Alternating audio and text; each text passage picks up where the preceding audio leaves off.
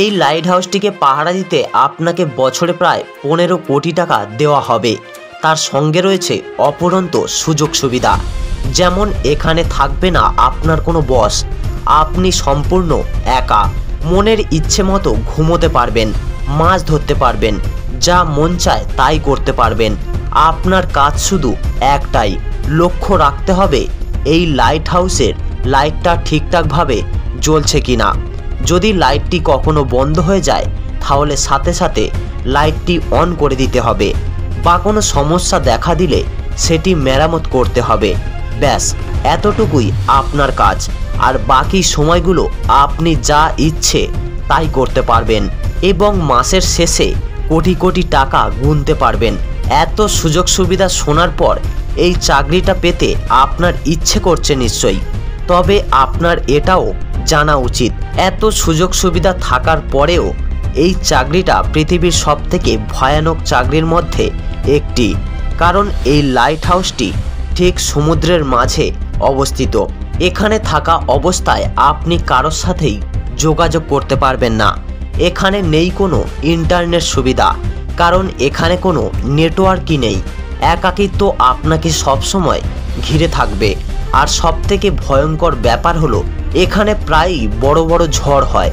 সেই ঝড়ের তাণ্ডব এতটাই ভয়ানক হয় যে মাঝে মাঝে সমুদ্রের জল টাওয়ারের উপর আঁচড়ে পড়তে থাকে, যার ফলে এই কাজে মৃত্যু পর্যন্ত হতে পারে। তাছাড়া আপনি হঠাৎই অসুস্থ হলে কোনো চিকিৎসারও ব্যবস্থা নেই। আর সেই সাথে আছে সাপের ভয়, যেমন অ্যামাজনের স্নেক আইল্যান্ডে থাকা লাইট হাউসে এই পর্যন্ত বহু লোক সাপের কামড়েই মারা গিয়েছে।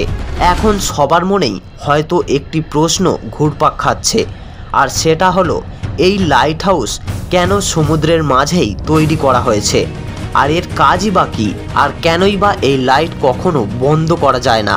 এই প্রশ্নের উত্তর জানতে হলে আপনাকে ইতিহাসে ফিরে যেতে হবে, যে সময় না ছিল গাড়ি, না ছিল কোনো টেকনোলজি, যে সময় এক দেশ থেকে আরেক দেশে পাড়ি দিতে একমাত্র উপায় ছিল জলপথ।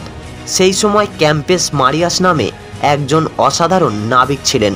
তিনি প্রতিকূল পরিস্থিতিতেও সমুদ্র ভ্রমণের জন্য বেশ বিখ্যাত ছিলেন। তো একবার তিনি তার জাহাজ নিয়ে রাতের অন্ধকারে সমুদ্র যাত্রা করছিলেন। ঠিক তখনই জলের কিছুটা নিচে এক বিশাল পাথরের সাথে তার জাহাজের ধাক্কা লাগে। আর তখনকার যুগে প্রতিটি জাহাজ তৈরি করা হতো কাঠের মাধ্যমে, তাই খুব সহজেই তাদের জাহাজের তলায় ফাটল ধরত এবং জল ঢুকতে শুরু করে। তবে সময় মতো ক্যাম্পেস মারিয়াস ও তার সঙ্গীরা মিলে দক্ষতার সাথে জাহাজের ফাটল সারিয়ে তোলে।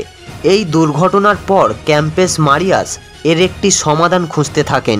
তিনি এমন কিছু তৈরি করতে চাইছিলেন যেটা দূর থেকে দেখেই নাবিকরা সতর্ক হতে পারবে। আর এরকম পাথরখণ্ড সমুদ্রের বিভিন্ন জায়গায় ছড়িয়ে ছিটিয়ে আছে, যেগুলো কিছু কিছু জোয়ারের সময় দেখা যায় না, তবে ভাটার সময় ভেসে ওঠে। সেই সময় এই পাথরে ধাক্কা লেগে অনেক জাহাজই ডুবে যেত বা ক্ষতিগ্রস্ত হতো। তারপর এর সমাধান বের করেন মিশরের রাজা টলেমি। তার বাণিজ্যিক এরিয়াতে যেখানে যেখানে এমন পাথরখণ্ড ছিল সেখানে তিনি উঁচু উঁচু দুর্গ নির্মাণের সিদ্ধান্ত, এবং সেই দুর্গের উপর থাকবে আলো, যেটা দেখে নাবিকরা দূর থেকেই সতর্ক হতে পারবে। এরপরেই মূলত লাইট হাউস তৈরির যাত্রা শুরু হয়। যেহেতু সেই সময় বাতি আবিষ্কার হয়নি, তাই তখন লাইট হাউসের মাথায় সবসময় আগুন জ্বালিয়ে রাখা হতো। ব্যবহার করা হতো প্রচুর পরিমাণে কয়লা ও তেল। তবে বর্তমানে সেই লাইট হাউসগুলোতে উন্নত মানের লাইটের ব্যবস্থা করা হয়, যার ঝলকানি অনেক দূর থেকেই দেখা যায়। এখন একটি প্রশ্ন হলো, সমুদ্রের মাঝে এই পাথর খণ্ডগুলো কোথা থেকে আসলো? এগুলো মূলত সমুদ্রের তলদেশে আগ্নেয়গিরি থেকে লাভা বের হতে হতে উঁচু হয়ে চরের মতো তৈরি হয়, এবং একটা সময় সেই লাভা ঠান্ডা হয়ে পাথরে রূপান্তরিত হয়। আর ঠিক একইভাবে তৈরি হয় সমুদ্রের মাঝে বিভিন্ন দ্বীপ। তো ভিউয়ার্স, নিয়মিত এমন আরও ভিডিও পেতে চ্যানেলটি সাবস্ক্রাইব করে পাশে থাকা বেল আইকনটি প্রেস করে রাখুন। আবার দেখা হবে কোনো নেক্সট ভিডিওতে।